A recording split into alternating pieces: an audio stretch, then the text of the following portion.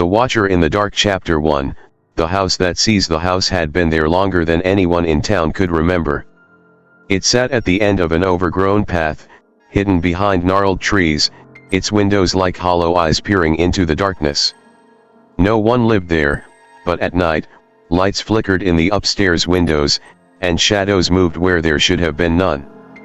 When Ethan Graves inherited the property from an uncle he had never met, he laughed off the rumors. Ghost stories and folklore were nothing more than entertainment to him. He had spent his life rationalizing the unknown, dismissing the fears of others. But the house had its own way of proving people wrong.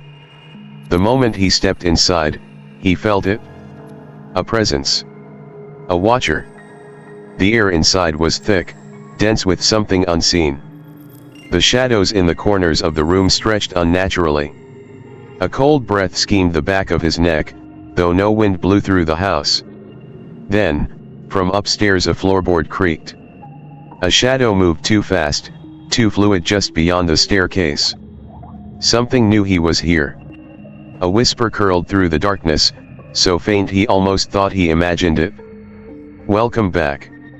The wall seemed to exhale, and the faint scent of something rotten and wet drifted through the air.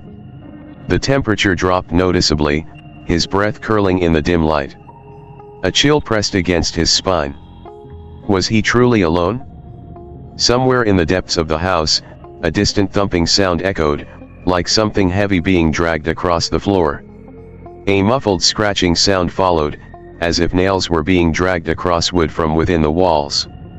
Then came the laughter, not joyous, but twisted, broken, echoing through the house like a sound warped by time.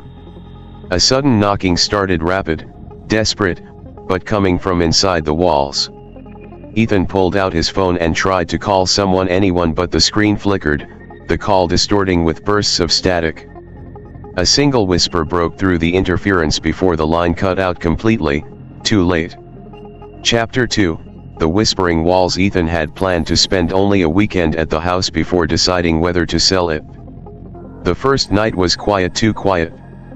The kind of silence that made every breath feel like a disturbance.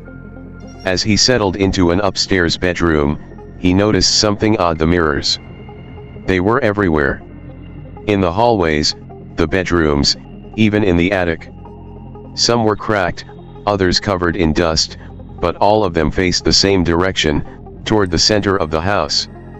As he pulled a sheet off one of the larger mirrors, something moved. Not behind him. In the reflection. It was brief, a flicker of movement in the glass. A shadow that hadn't been there before. Then, the whispering started. Faint, almost like wind through the walls, but rhythmic, like someone speaking just beyond his reach. He spun around. The room was empty. But in the mirror, his reflection was still turned towards something behind him. A shape crouched in the darkness, just out of sight. Long fingers curled around the edge of the mirror. A single breath fogged up the glass from the inside. The words etched themselves across the surface in a slow, deliberate scrawl: "You've seen too much." A quiet scratching sound echoed from the walls, as if something was moving just beneath the surface. The whispers grew louder, now almost forming words, shifting between sobs and giggles. A single laugh cracked through the air, high-pitched and distant. The mirror quivered, as if something was pressing against the other side. Then, an audible tap. Once. Twice. 3 times.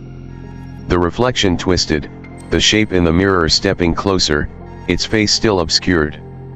A breath, damp and warm, brushed against Ethan's ear, though no one was behind him. Then, the lights flickered, and a shape slid across the ceiling, stretching unnaturally as if it were liquid. Chapter 3, The Locked Door. By the second day, Ethan had mapped out most of the house, except for one room. A single door in the basement remained locked, its handle icy cold to the touch. Scratches marred the wood, like something had tried to claw its way out. That night, he dreamed of the door. In his sleep, he saw himself standing before it, the air behind him shifting like a living thing. Something breathed in the darkness. Then it spoke.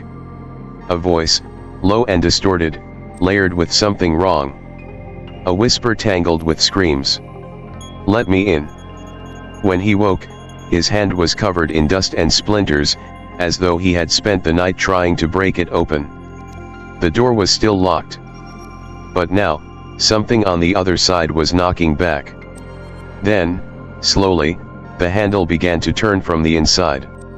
A low, guttural laugh seeped through the wood, followed by a whisper that wasn't his own. The air around him grew dense, pressing against his chest as if something unseen was crawling through the walls. His vision blurred for a moment, as if the space around him had shifted. The door bulged outward, like something was pushing against it from the other side. A wet, slithering sound scraped along the floor. Something was seeping through the cracks. Then, a loud knock, sharp and deliberate. And a whisper, this time directly in his ear, "You shouldn't have come back." The floor beneath his feet shifted, and a cold presence pressed against his back. Then, in a voice identical to his own, the thing whispered, "Now, we see you too." Ethan turned, but there was no one there, just the dark, stretching, shifting along the walls. The house sighed, almost content.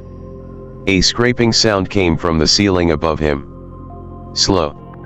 Deliberate. The walls breathed, expanding and contracting as if the house itself was alive. A rancid smell filled the air, like meat left to rot in the heat of summer. Then, a handprint appeared on the mirror beside him, fresh, wet, and smeared with something dark. And in the reflection, standing behind him, not him. Not human. Not alive. The last thing Ethan heard was his own voice, whispering back at him. "Stay." And then, the world went black.